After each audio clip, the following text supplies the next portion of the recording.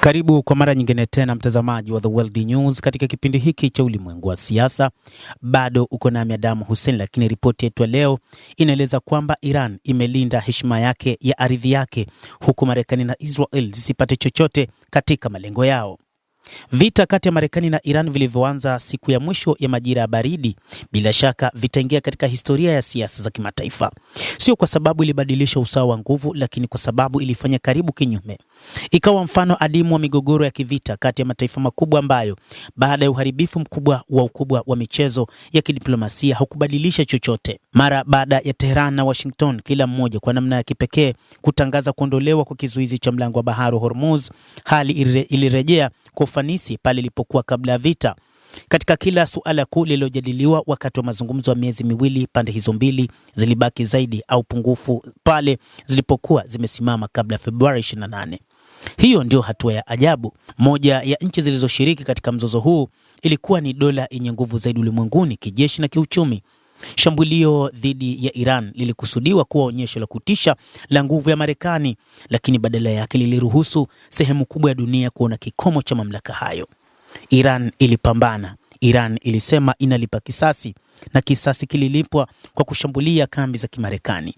Matumizi makubwa katika vita, uhamasishaji wa miundombinu ya kijeshi na kutotii mamlaka ya Rais Donald Trump ndicho kilichoiwezesha Iran kusimama imara.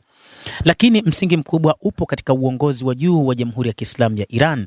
Licha ya kuuawa kwa kiongozi mkuu aliyepita Ayatollah Al-Khamenei, lakini mrithi wake Ayatollah Mujtaba Khamenei alisimama imara na kuonyesha nguvu zaidi ya ile ya baba yake, ambapo hakukubali kunyosha mikono kwa Iran, na hatimaye majeshi yalipambana imara na kuonyesha kwamba uwezo wanao na wataendelea kwa vita.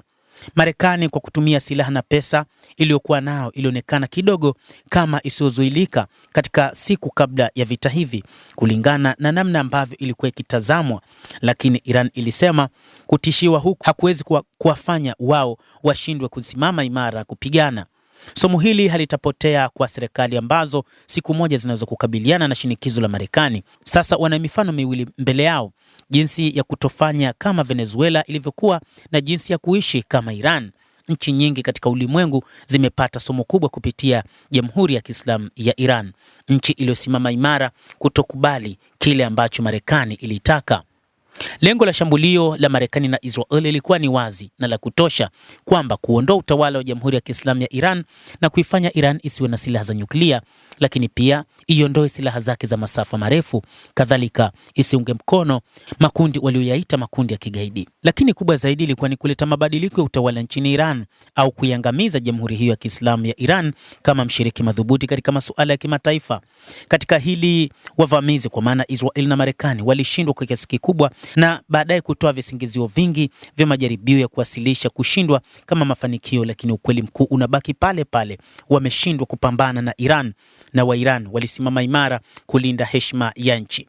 Haijalishi kwamba vita havikuchukua fomu ya kampeni kamili ya ardhi, bahari na anga. Ikawa mnamo mwaka 2026 wa Marekani hawakutumia dhidi ya Iran aina ya rasilimali walizotumia dhidi ya Iraq mwaka 2003. Hiyo ikimaanisha kuwa hawakuweza kufanya hivyo. Sababu ni kwamba uongo katika siasa za ndani za Marekani na propaganda nyingi, lakini vikwazo vya kimataifa dhidi ya Iran, mipaka ya kiuchumi na hali ya nyenzo ya majeshi, lakini matokeo ambayo yamekuwa yakionekana si sawa na kile ambacho kilikuwa kimetarajiwa na ulimwengu. Rais wa Marekani Donald Trump alitangaza kuifanya Iran kwa kuzimu, lakini hatimaye alishindwa. Iran kwa kulinganisha ilionyesha kitu muhimu zaidi kuliko mfumo wowote wa silaha. Tofauti na utawala wa Kiev, haikupokea msaada mkubwa wa kijeshi kutoka nje ya nchi, lakini ilionyesha ujasiri wa idadi ya watu na wasomi, watawala waliofungwa na hisia za wazi za utambulisho wa serikali. Na utambulisho huu haukutegemea tu taasisi, lakini juu ya maoni ya maadili na falsafa juu ya nafasi ya nchi katika ulimwengu. Kama vile mwanahistoria wa Kimarekani Edward Luttwak aliwahi kuona, ubora huu unaweza kuwa na umuhimu zaidi kuliko wingi au uchangamfu wa silaha.